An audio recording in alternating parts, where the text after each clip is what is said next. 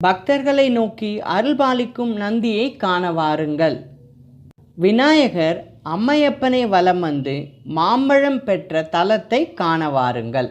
ஒருமுறை நாரத முனிவர் ஈசனுக்கு ஒரு மாம்பழத்தை தந்தார்.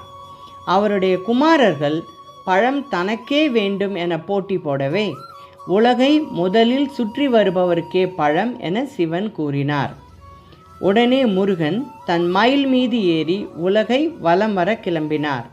ஆனால் விநாயகரோ, அம்மையப்பனே இவ்வுலகம், அவர்களை சுற்றினால் உலகை சுற்றியதாக பொருள் என கூறி சிவன் பார்வதியை வலம் வந்து பழத்தை பெற்றுக்கொண்டார்.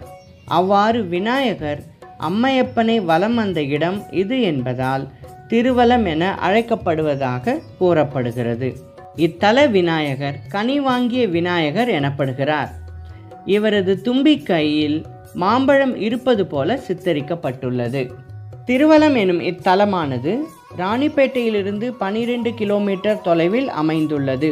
வேலூரிலிருந்து காட்பாடி சாலை வழியாக வந்தால் 25 கிலோமீட்டர் தொலைவில் உள்ளது. நீவா நதி என்று அழைக்கப்பட்ட பொன்னை நதிக்கரையில் பழமையான இந்த வில்வநாதீஸ்வரர் ஆலயம் அமைந்துள்ளது. பல தனி சன்னதிகள் உள்ள இத்தலத்தில் வல்லநாதர் எனும் வில்வநாதீஸ்வரர் சன்னதியும் வல்லாம்பிகை எனும் தனுமந்தியம்பாள் சன்னதியும் மிகவும் முக்கியமானவை. இங்குள்ள லிங்கம் சுயம்பு திருமேனி ஆகும்.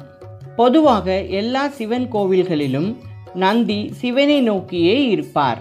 ஆனால் இத்தலத்தில் மட்டும் பக்தர்களை நோக்கியவாறு இருப்பார். ஏனெனில் முன்னொரு காலத்தில் திருவலம் அருகில் உள்ள கஞ்சமலையிலிருந்து பூஜைக்கு நீர் எடுத்து வருவது வழக்கம்.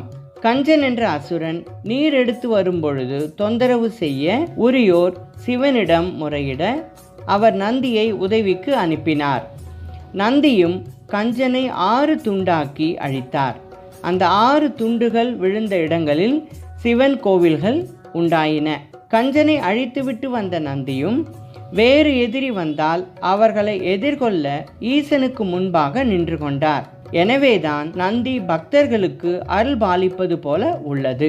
பாடல் பெற்ற தலங்களில் 242வது தலமாகவும் தொண்டை மண்டல திருத்தலங்களில் 10வது தலமாகவும் இத்தலம் திகழ்கிறது. இத்தலத்திற்கு வந்த சம்பந்தர் இதனை திருவல்லம் என்றும் அருணகிரிநாதர் திருவலம் என்றும் குறிப்பிட்டுள்ளனர். இங்கு வழங்கப்படும் வில்வ இலை பிரசாதம் தோல் நோயை தீர்க்கக்கூடியதாக கருதப்படுகிறது. கர்ப்ப கிரகத்துக்கு வெளியே ஆதி சிவசங்கர நாராயணமூர்த்தியை காணலாம். அனைத்து நட்சத்திரங்கள், மகாவிஷ்ணு, கௌரி மற்றும் சனகர் வழிபட்ட இத்தலத்தில் சனகரின் திருவோடு காணப்படுகிறது. துவார பாலகர்களில் ஒருவர் நாட்டிய பாவனையில் உள்ளதாக தோன்றுகிறது.